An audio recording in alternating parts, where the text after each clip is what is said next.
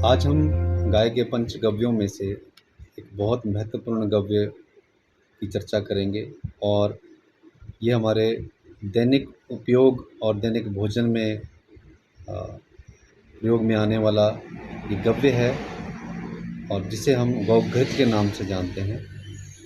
और हम अच्छी तरीके से इस बात को समझते हैं कि गौघृत यानी कि भारतीय देसी नस्ल की गाय के द्वारा जो दूध से जो दही और दही को बिलोना पद्धति द्वारा जो मक्खन निकाल के घृत बनाया जाता है, उसी को हम वास्तव में घृत कहते हैं।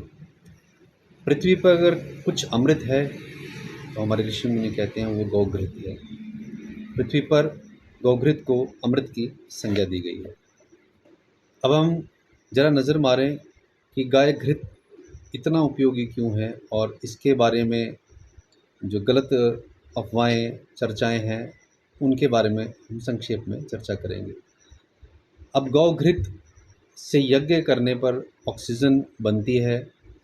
इसके पीछे जो आध्यात्मिक और वैज्ञानिक कारण ये रहा है कि यज्ञ में गौघृत के साथ चावल की जब आहुति दी जाती है तो उसमें इथिलीन ऑक्साइड, प्रोपिलीन ऑक्साइड और फॉर्मेल्डिहाइड ऐसी गैसें उत्पन्न होती हैं।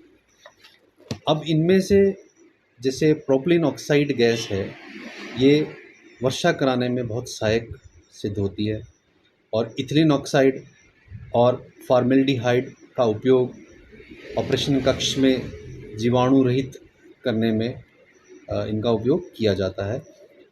तो अब हम देखें कि इतना साइंटिफिक इनके पीछे रीज़न रहा है जो हमारे ऋषि मुनि बहुत अच्छे से जानते थे। अब गौघृत से कई प्रकार के विकारों को दूर किया जा सकता है। जैसे अगर आप पंचगव्य घृत नाभि में लगाएं तो नाभि के तमाम प्रकार के जो विकार हैं वो दूर होते हैं।